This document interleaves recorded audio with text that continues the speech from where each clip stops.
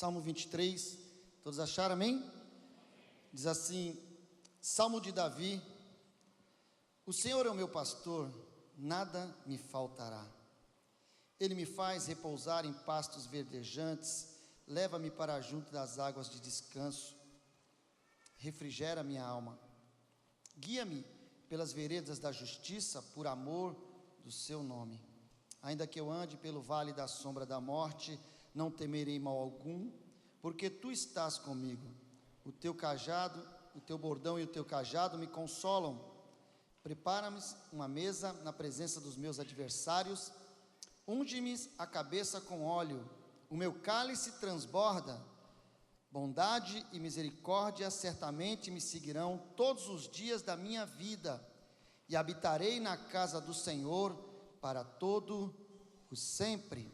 Amém? Agora abra lá em João capítulo 10.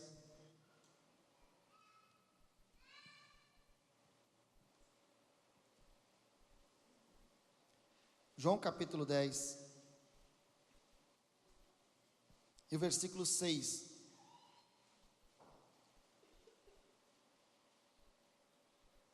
Amém? Jesus lhes propôs esta parábola, mas eles não compreenderam o sentido daquilo que ele lhes falava. Jesus, pois, lhe afirmou de novo: em verdade vos digo, eu sou a porta das ovelhas. Todos quantos vieram antes de mim são ladrões e salteadores, mas as ovelhas não lhes deram ouvido. Eu sou a porta. Se alguém entrar por mim, será salvo. Entrará e sairá e achará pastagens. O ladrão vem somente para roubar, matar e destruir.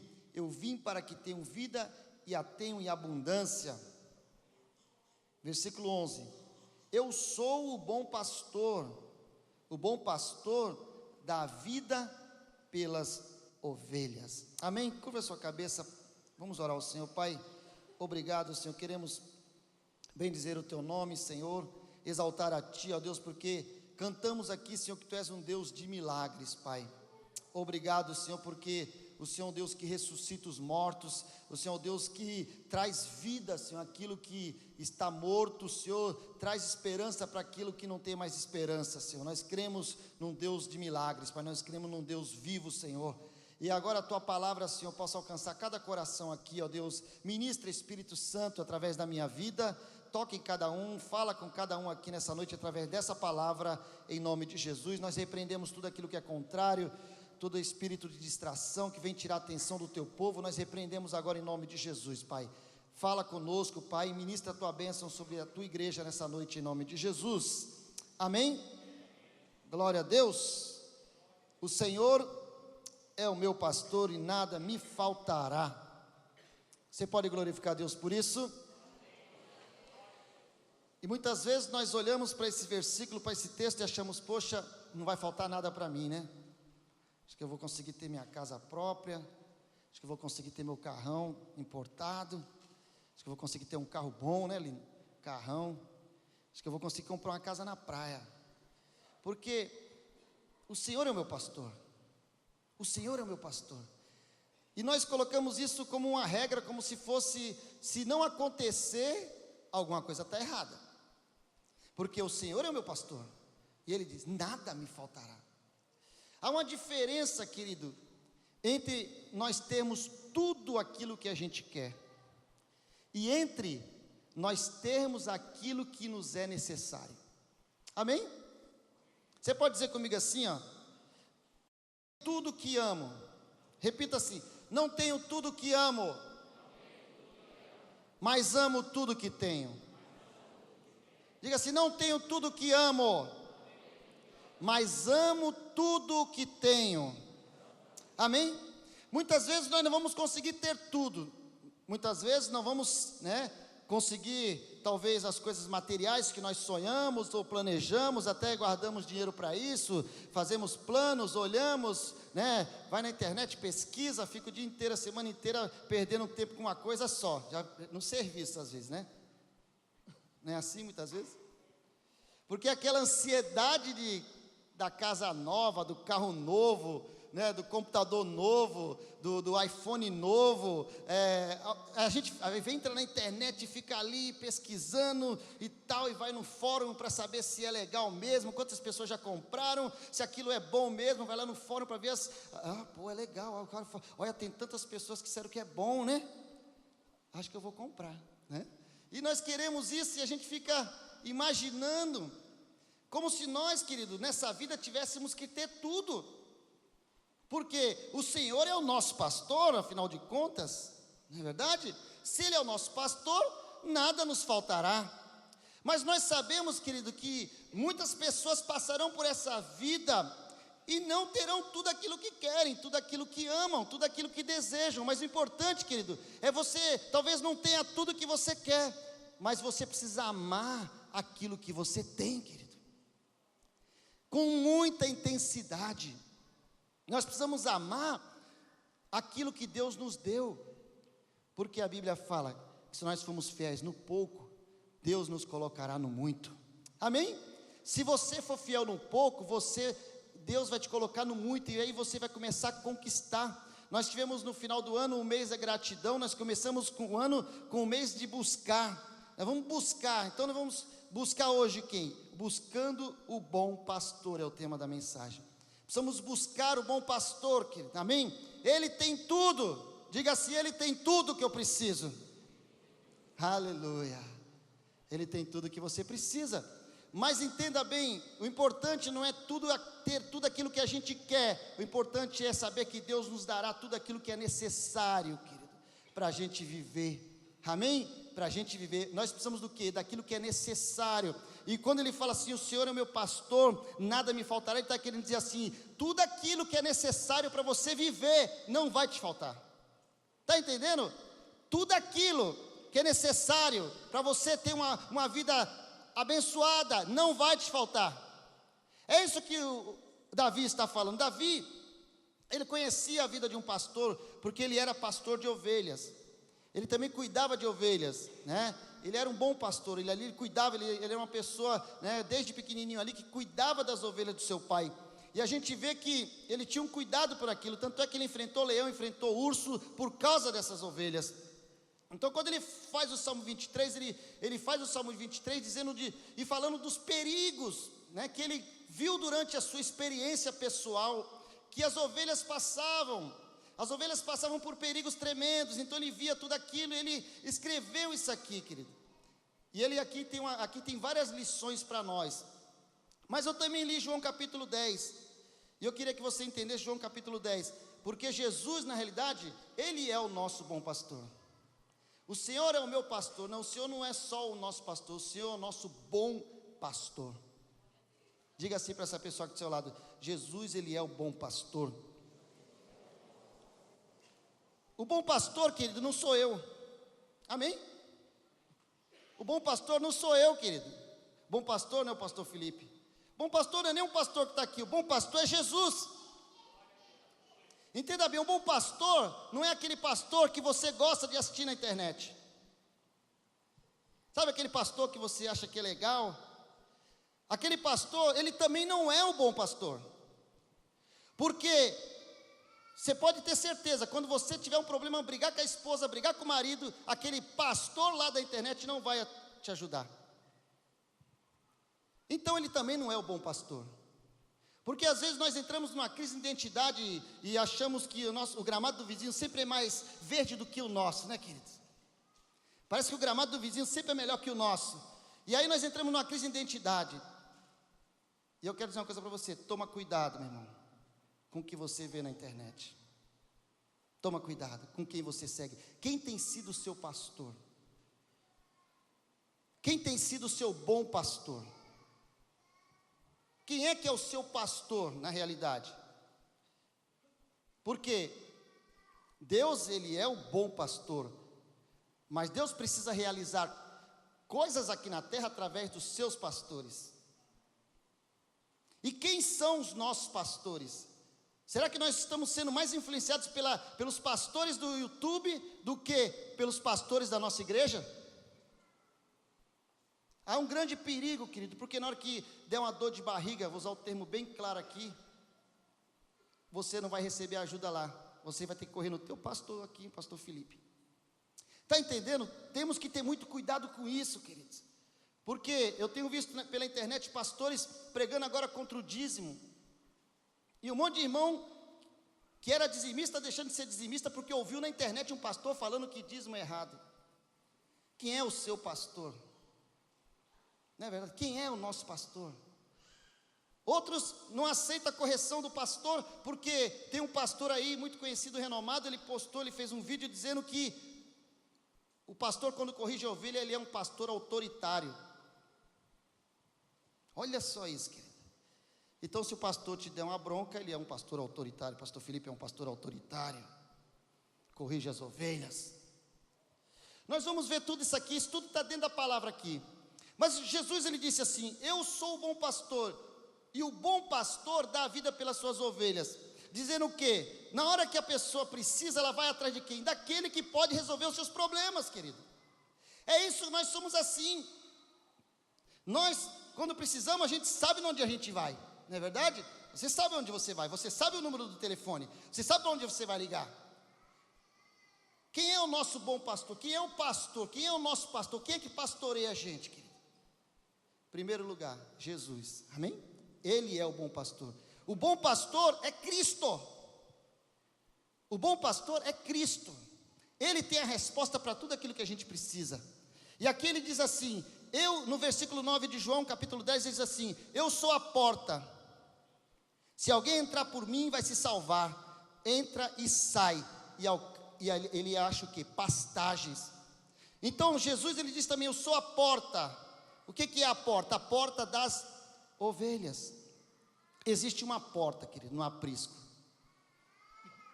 E nesse aprisco, o que é o aprisco? O aprisco é o lugar onde se coloca as ovelhas. Aqui, Jesus também fazendo uma metáfora, né, uma parábola acerca do pastorado de ovelhas. E as ovelhas, elas andam muito em grupo, né? As ovelhas só andam em grupo, amém? As ovelhas gostam de andar em grupo, é um animal muito frágil. Então ela sempre anda em grupo, e ela sempre ouve a voz do pastor. A ovelha, ela ouve a voz do pastor. Por isso que ele fala assim, ó, que o ladrão, no versículo 10, ele fala assim: o ladrão, ele veio para roubar, matar e destruir, mas eu vim para dar vida e vida com abundância.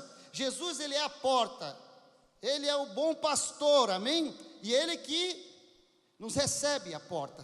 O que é a porta? Eu estava pesquisando a porta. Por que Jesus é a porta aqui? O aprisco, ele tem uma passagem, tipo esse corredor aqui, né? Vocês estão vendo alguma porta aqui? No meio aqui não tem nenhuma porta, né? A porta é isso, porque a porta, ela não é uma porta física, a porta é a pessoa. Quem quiser entrar pelaquele caminho tem que passar por aquela pessoa. Teve um pastor, George Smith, lá dos Estados Unidos, ele disse que foi no Oriente Médio, e ele viu lá um aprisco, e ele desceu, foi lá conversar, tinha um pastor lá de ovelhas, ele foi conversar com o pastor, e ele falou assim: poxa, ali o aprisco, eu estou vendo aquela entrada, aquela porta ali, mas onde é que está a porta? Ele falou assim: a porta está ali. Ele: calma, onde é que está a porta? Ele falou assim: a porta sou eu. O pastor de ovelhas falou: a porta sou eu. Aí ele falou: sabe o que acontece?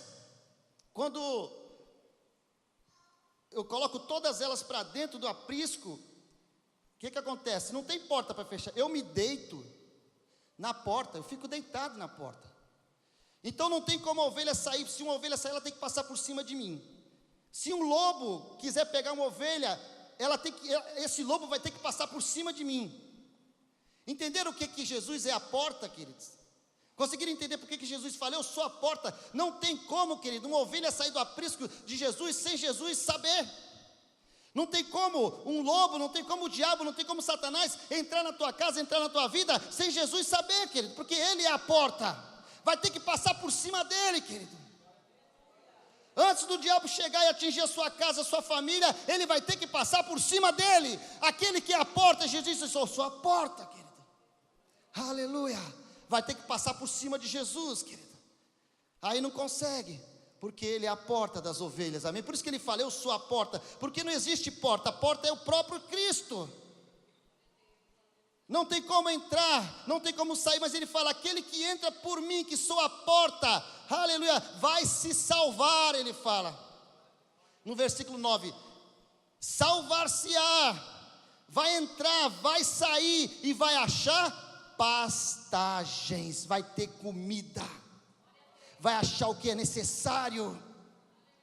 Ele não disse que vai superar, mudar, mas ele disse vai achar pastagem. O que a ovelha precisa? De alimento, de pastagens. Então quando essa ovelha saía e passava por Cristo, que é a porta, ela quando saísse do aprisco, era certeza quando ela passasse por Cristo, que ela encontraria pastagens, porque ele disse, ela entra, ela sai, e ela acha pastagens, querida. Amém? Você pode glorificar Deus por isso? Ela acha pastagens, porque Jesus, Ele é o bom pastor, querida. Amém? Ele é o bom pastor que tem cuidado de mim, cuidado de você, que você pode glorificar Deus por isso. Ele é o bom pastor, Ele é a porta, que não há outra porta, que muitas pessoas se levantam como portas, muitos homens se intitulam porta, mas a única porta que existe é Cristo. Ele é a porta, você pode entrar por Ele, você pode sair por Ele, porque o resultado é que você vai alcançar pastagens, você vai se alimentar, você vai ser nutrido, aleluia, você vai ser abençoado, quando você entrar por essa porta, que se chama Cristo, amém queridos? Muitos se intitulam Cristo, mas nós conhecemos o Cristo verdadeiro. 1 Timóteo capítulo 2, versículo 5 fala que há um só mediador entre Deus e os homens, Jesus Cristo homem. Há um só mediador, há uma só porta, não existe outra porta, Cristo é a porta, querido. João 14, versículo 6, ele fala o quê? Eu sou o caminho, eu sou a verdade, eu sou a vida, ninguém vai ao Pai se não for por mim. Esta é a porta, querido.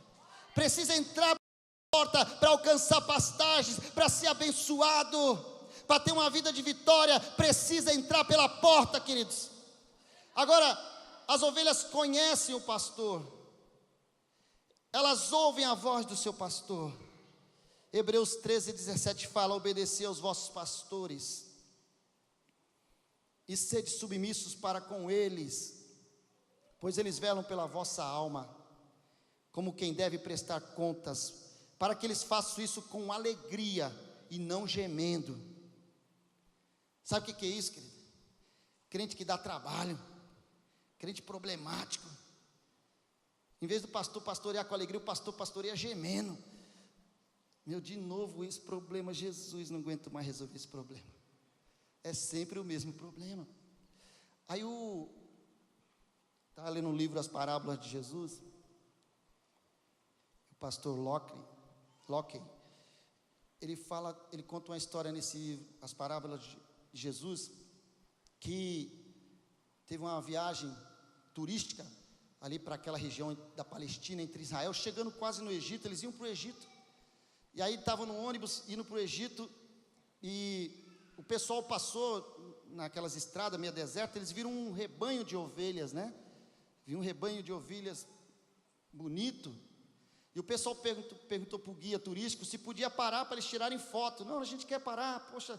Aí o guia turístico falou, aqui é perigoso, hein? Naquela época Israel estava meio brigado ainda com o Egito, ali sempre o clima é tenso, E aí ele falou assim, vou parar 10 minutos, vocês tiram as fotos e a gente entra, a gente vai embora. Aí parou o ônibus lá, aí estava aquele aprisco, tinha um pastor lá. Aí disse que quando os turistas chegaram, eles olharam, eles viram o pastor pegou e quebrou a perna da ovelha. Na frente de todo mundo. Pá, quebrou a perna da ovelha. Aí a ovelha, ali, e todo mundo, que isso lá? Chamando para o guia, vai lá, fala com ele, olha o que ele fez. Quebrou a perna da ovelha, rapaz. Aí foram lá perguntar para o pastor, o que aconteceu? Pô, pastor, por que tu fez isso? Pô, machucou a ovelha. Não, eu conheço essa ovelha. Essa ovelha, ela já fugiu 3 vezes do aprisco. A última vez que ela chegou aqui, ela chegou toda machucada, cheia de graveto na sua lã, cheia de carapicho. De uma vez ela quase caiu do penhasco. Ela não obedece, ela não ouve minha voz. E aí muitas pessoas já me aconselharam, sabe o que você tem que fazer, pastor? Pega essa ovelha e vende para o matadouro, essa ovelha não presta, essa ovelha é desobediente. Aí aquele pastor com muito amor, amava demais aquela ovelha, o que ele fez? Ele pegou e falou assim, não, eu vou quebrar a perna dela, porque assim ela não vai andar. E toda vez que ele levava aquelas ovelhas para pastar, ele carregava a ovelha no colo. Foi lá, colocou uma madeirinha, fez um negócio, fez um curativo. Mas todas as vezes, querido, que ele ia levar as ovelhas, ele tinha que carregar aquela ovelha no colo. Aí todo mundo entendeu, olha, parece, né? Outra coisa, não parece? Não parecia à primeira vista ser outra coisa? Que aquele pastor não gostava da ovelha, que aquele pastor maltratava a ovelha, que aquele pastor não gostava de ovelha, estava ali só por, né? Mas nada, ele amava aquela ovelha. Era o contrário, queridos. Por isso, de tanto amor, ele quebrou a pata dela. Aleluia. Silêncio no ar.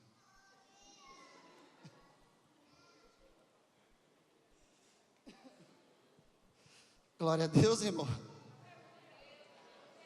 Você pode glorificar a Deus por isso? Não vou nem falar aqui de algumas coisas que acontecem na igreja, né? Algumas patinhas quebradas que a gente vê por aí, né? Porque acontece, na realidade isso. Hebreus capítulo 12, do versículo 5, fala assim que o Senhor, Ele corrige aquele que Ele ama. Ele diz assim, ó, Ele corrige o filho. Aquele que Ele corrige porque é filho. Ele fala, aquele que não aceita a correção de Deus não é filho, é bastardo. Pastor, tu está me xingando. Hebreus capítulo 12, abre a sua Bíblia e vai ler. Ele diz que aquele filho, aquela ovelha que não obedece o pastor, sabe o que ele é? Ele é bastardo, ele não é filho. Olha só, queridos, Deus corrige aquele que Ele ama. Por que Deus corrige? Porque Ele ama. Por que o pastor lá quebrou a patinha daquela ovelha? Porque ele amava aquela ovelha. Está entendendo? Era necessário. Foi uma medida drástica para salvar uma vida. Às vezes, o nosso Deus, Ele usa tudo que Ele pode para não deixar você se perder, queridos. Está entendendo? Porque que muitas vezes Ele sabe quem é crente fiel, quem não é crente fiel. Ele sabe quem é Raimundo, que tem um pé na igreja, um pé no mundo. Ele conhece todo mundo. Ele sabe quem é crente fiel e quem não é. Está entendendo? Ele sabe quem já está liberto completamente e quem também não está. Então Deus, Ele cuida de nós. Então quando Ele quebrou a patinha daquela ovelha, Ele estava dizendo assim, eu vou cuidar de você. A partir desse momento, agora eu vou te carregar no colo. Está entendendo, queridos? Não tem problema se Ele puniu, não tem problema se Ele corrigiu. Ele corrige porque Ele quer ver o seu melhor, queridos. Sabe por que Deus corrige? Porque Ele sabe que você pode chegar mais além. Sabe por que Ele te repreende? Porque Ele sabe que você pode chegar mais, você pode se dar mais, você pode ser muito melhor. Porque Ele conhece o seu coração e a sua vida. Ele sabe que você pode ir mais além do que você está indo.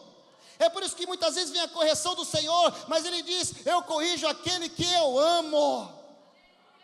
É por amor que Ele corrige. E ainda Ele fala em Hebreus capítulo 12, Ele diz assim, a provação, né? A correção no começo, ela não vem com alegria, não traz gozo, mas parece que traz tristeza.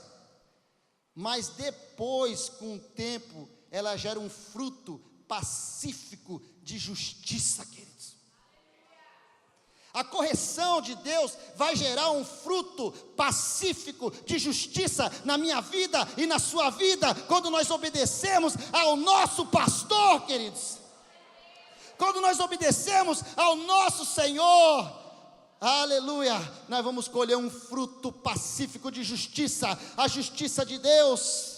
É Ele que nos justifica, é o Senhor que nos justifica diante de Deus. Satanás, enquanto ele for nos acusar, quando ele for falar de nós, sabe, nós estamos ali aceitando a correção, nós estamos crendo que é Deus que está tratando, é Deus que está nos curando, é Deus que está nos limpando. Aí o que acontece? Romanos capítulo 8, 34 diz assim, que o Senhor Jesus está sentado à destra de Deus, intercedendo por nós, querido, fazendo justiça por mim e por você, querido. Satanás vai estar lá, ele não vai conseguir, ele não vai vencer, ele vai continuar pecando, ele vai continuar nessa vida, ele não vai conseguir romper, mas o Senhor estará ali, sempre intercedendo diante do Pai. Não, Senhor, creia, eu acredito nesse homem, eu acredito nessa mulher, eu acredito nesse jovem, creio.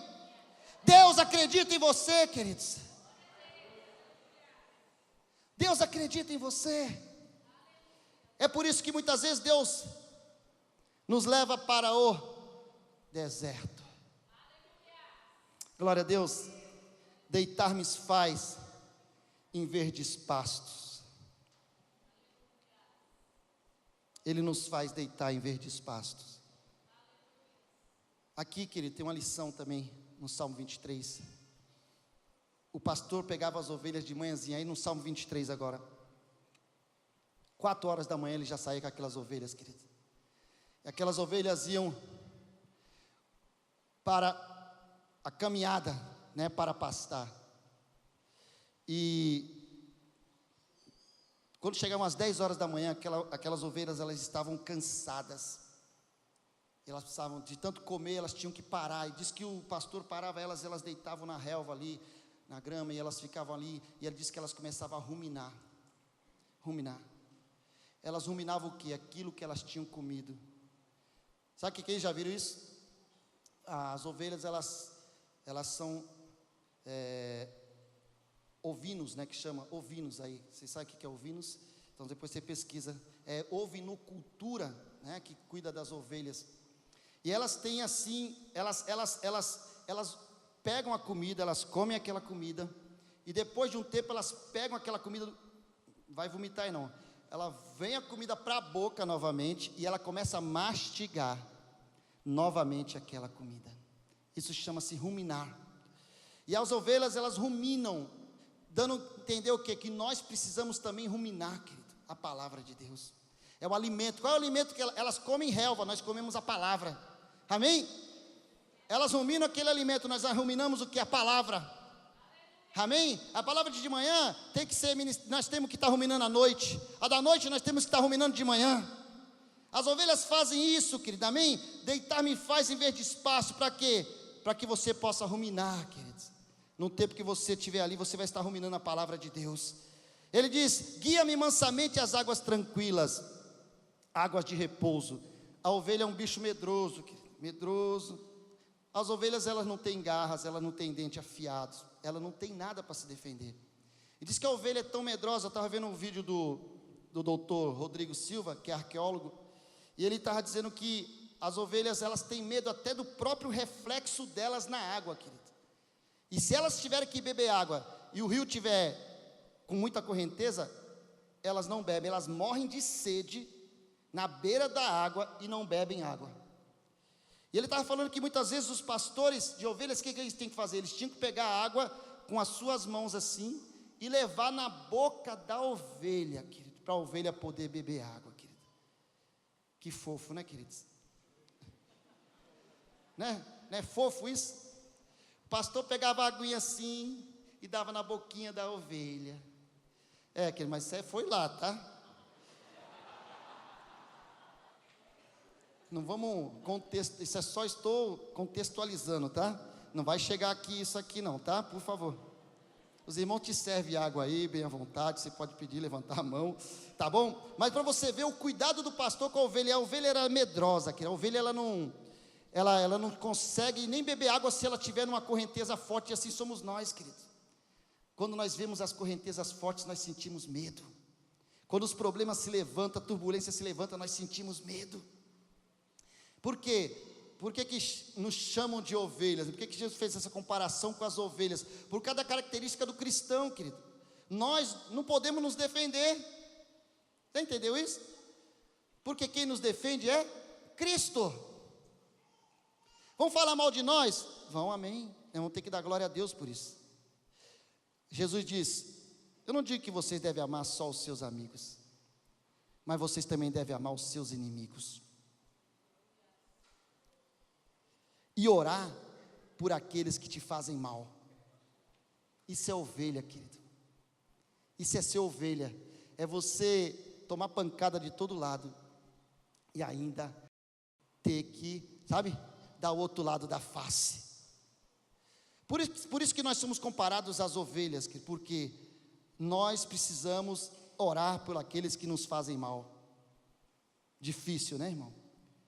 Diga para essa pessoa que está do seu lado: ore por aqueles que te fazem mal. Não é fácil, queridos. Orar por aquele que nos faz mal, querido. Isso é característica de ovelha.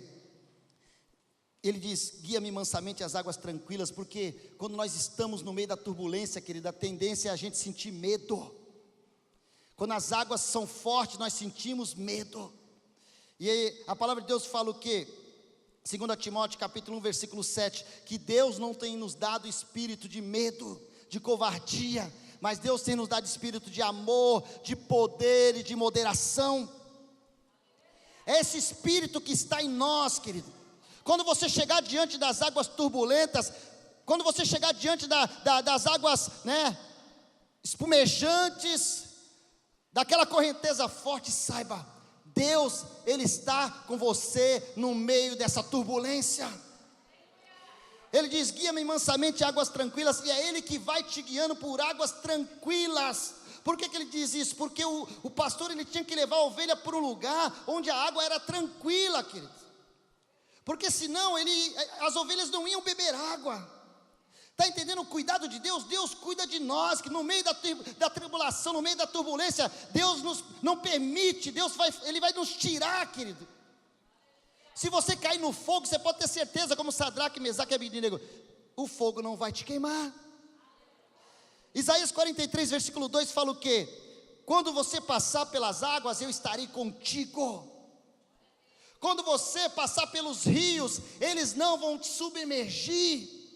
Você não vai afundar, querido, porque o Senhor está contigo e te faz caminhar por águas tranquilas. Você pode glorificar Deus por isso? Glorifique então. Aleluia. Você não tem espírito de medo, querido. Deus não tem te dado espírito de medo, de covardia. Quando você vê as águas turbulentas, creia, Deus está contigo. Quando você passar pelas águas, Ele diz: eu estarei contigo. Então creia nisso, acredita nisso. Ele te guia mansamente por águas tranquilas. Dá para criar aquele quadro na mente agora, né? O Senhor levando as ovelhas até a beira do rio, para beber uma água, aquela água bem tranquila, né? Que elas podem chegar a beber, sem precisar do pastor fazer conchinha, né? Que uns irmãos gostaram aí, pastor Felipe, de fazer conchinha para dar água na boca, viu? Não, ele leva no lugar onde a água está tranquila, queridos. E você pode beber água, a ovelha pode beber água sossegada. Porque Deus nos guia mansamente a águas tranquilas. Porque as águas muitas vezes vêm como torrentes no Negueb. Parece que não tem nada, é um deserto, querido. Vocês já ouviram falar da história do Negueb, lá em Israel?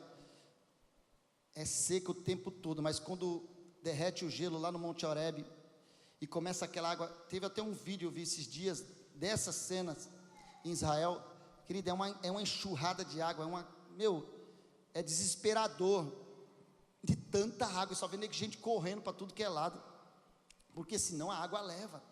Aqui é um deserto, querido, mas quando Deus manda a chuva, querido, aleluia, o deserto acaba, querido, amém? Quando o Senhor manda, por isso que Ele fala, o Senhor é o meu pastor e nada me faltará, porque mesmo no deserto Deus manda a chuva, queridos, mesmo no deserto Ele manda a chuva, e ali, querido, aquela correnteza vem, e aquela água enche aquele deserto, onde não tinha vida, começa a ter vida, queridos, aleluia, porque o Senhor, aleluia, Ele é o bom pastor, querido, Ele é o nosso pastor, e nada nos faltará, amém? Você crê nisso, querido? Glorifica a Deus então nessa noite, você crê nisso?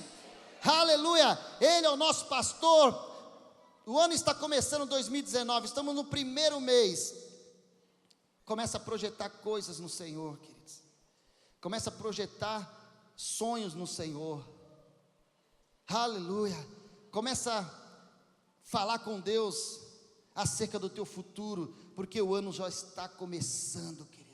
Começa a projetar: Senhor, eu preciso que o Senhor me ajude nisso, preciso que o Senhor me ajude naquilo. Começa a falar com Deus e peça para Deus já começar a abrir as portas para você, porque Ele é a própria porta, queridos. Então não adianta buscar em outro lugar. Se nós queremos a bênção de Deus, nós temos que entrar pela porta que é o Jesus, que é o próprio Cristo.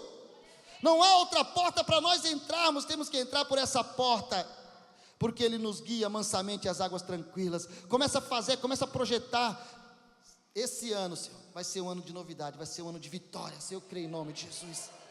Começa a falar com Deus: esse ano vai ser um ano de vitória, meu irmão. Diga para essa pessoa que está do seu lado: este ano vai ser um ano de novidade na tua vida, meu irmão. Este ano vai ser um ano de vitória na tua vida, meu irmão, porque o Senhor é o nosso pastor e nada nos faltará, queridos. Aleluia. Então recebe isso, querido, mas tenha alegria quando estiver sendo corrigido por Deus, porque lá na frente Ele vai te dar fruto pacífico de justiça. O que acontece? A pessoa começa a ser provada e a pessoa vai embora, se desvia, e aí a vida vira uma desgraça, querido. Então quero dizer algo para você: se você está sendo provado por Deus, se você sente que está sendo até corrigido por Deus, não desista de Deus. Não desista de Deus, querido. Não desista. Deus, eu quero dizer algo para você: Deus, Ele está no controle de tudo. Deus está no controle de todas as coisas, querido. Por mais que nós não consigamos ver com os nossos olhos materiais, mas Deus está no controle, queridos. Aleluia. Ele está no controle da minha vida e da sua vida, queridos. E Ele quer nos levar para essas águas tranquilas. Ele também refrigera a sua alma. Ele refrigera a minha alma. Guia-me pelas veredas da justiça, por amor do seu nome. Ele tem um refrigério para mim e para você, querido. Aleluia. Está duro, pastor, está difícil, a prova, a luta, mas Deus tem um refrigério para nós, querido, amém? Deus tem refrigério para a tua vida, querido. Deus tem refrigério, Deus tem bálsamo para curar as feridas. Deus tem bálsamo para curar as enfermidades. Deus tem bálsamo para derramar sobre a sua vida. Se a alma está presa, é um problema. Refrigera a minha alma. Precisamos refrigerar a alma, querido. Refrigerar a alma é o quê?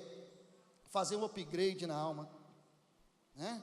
Fazer um upgrade na alma, mudar os pensamentos. Filipenses 4:8 fala claramente nisso, né? Abre lá Filipenses 4:8 para a gente ler. Precisamos fazer um upgrade na mente, querida. Filipenses 4:8 diz assim: finalmente, irmãos, tudo que é verdadeiro, tudo que é respeitável, tudo que é justo, tudo que é puro, tudo que é amável, tudo que é de boa fama, se há alguma virtude, se há algum louvor, seja isto que ocupe o vosso pensamento. Está entendendo? Precisamos fazer um upgrade na nossa alma. Precisamos, né, deixar o Espírito Santo controlar a nossa mente, a nossa psique, a nossa alma, que é onde estão os desejos, as vontades, né? Precisamos deixar o Espírito Santo controlar. Ele vai refrigerar a sua alma. Quando nós damos liberdade para o Senhor, porque tem muita alma presa, cativa, como Davi fala no Salmo 142, versículo 7, ele diz isso: Senhor, tira a minha alma da prisão, tira a minha alma do cárcere, para que eu consiga louvar o teu nome. Às vezes nós chegamos na igreja com a mente tão aprisionada, e precisamos de uma refrigeração na mente, precisamos de um upgrade na mente, na alma, para que a gente possa pelo menos louvar a Deus, entregar para o Senhor aquilo que Ele é digno, aquilo que Ele merece, querido. E muitas vezes as circunstâncias que nos cercam, a nossa mente está tão presa, tão cativa aos problemas, às dificuldades, nós não conseguimos mais adorar a Deus, querido. E Davi falou: Senhor, tira a minha alma, peça isso para Deus hoje, Senhor. Se você não consegue mais adorar a Deus, se você não consegue se entregar para Deus, querido, pede para Deus: tira a minha alma. Às vezes a tua mente está cauterizada, querido, com problemas, com situações, com palavras que você recebeu. E Deus quer fazer um upgrade na tua mente hoje. Ele diz, pensa no que é verdadeiro, pensa no que é respeitável, que é justo, que é puro, que é amável, de boa fama. Se tem virtude, querido, se tem algum louvor, que isso você esteja pensando, querido. O que nós temos que pensar?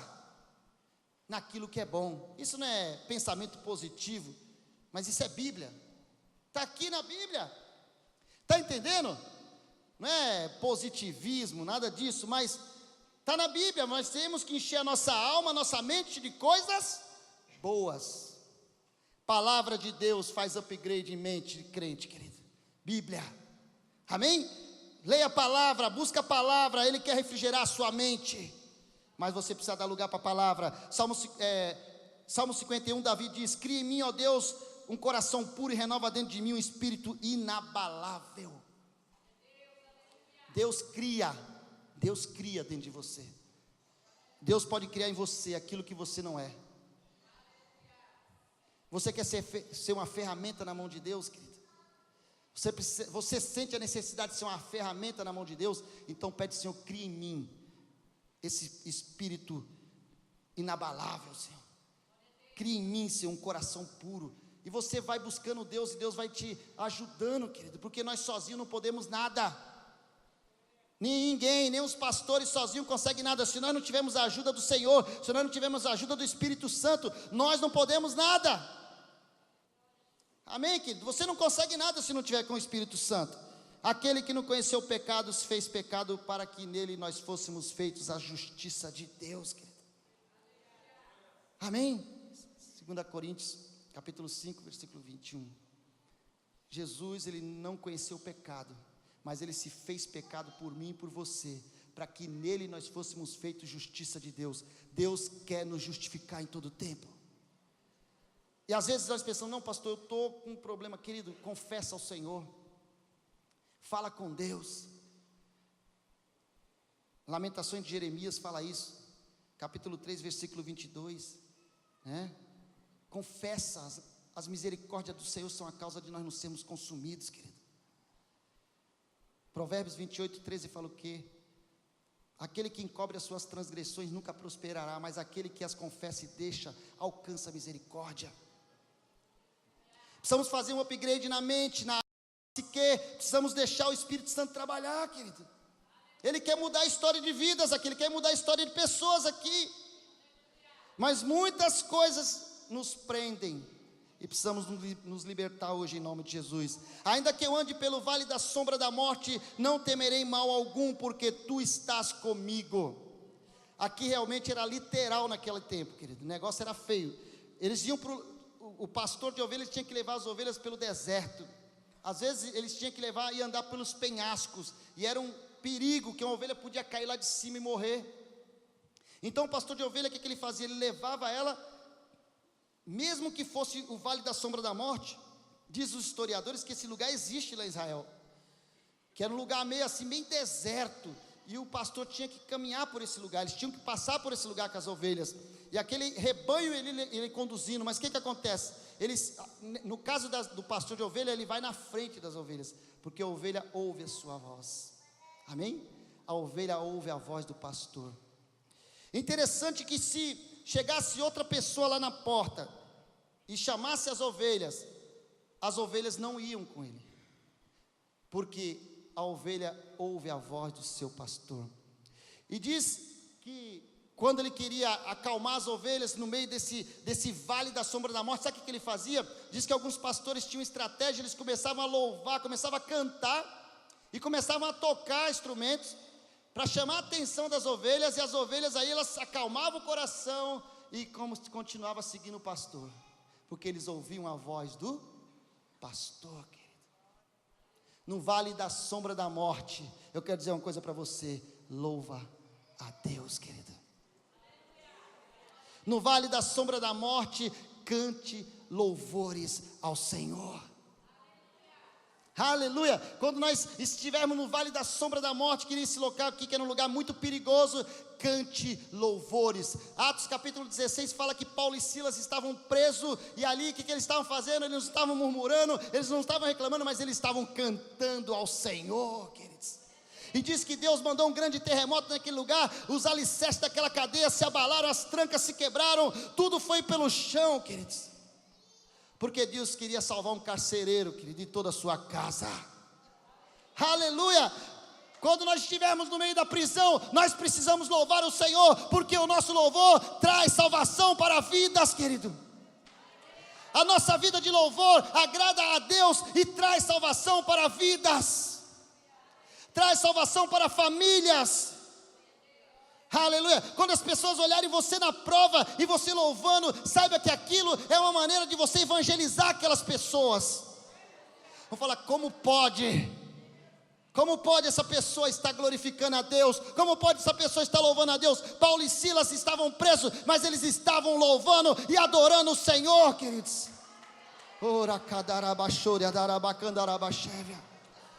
No meio da luta, no vale da sombra da morte, louve ao Senhor, continue louvando a Deus, meu irmão.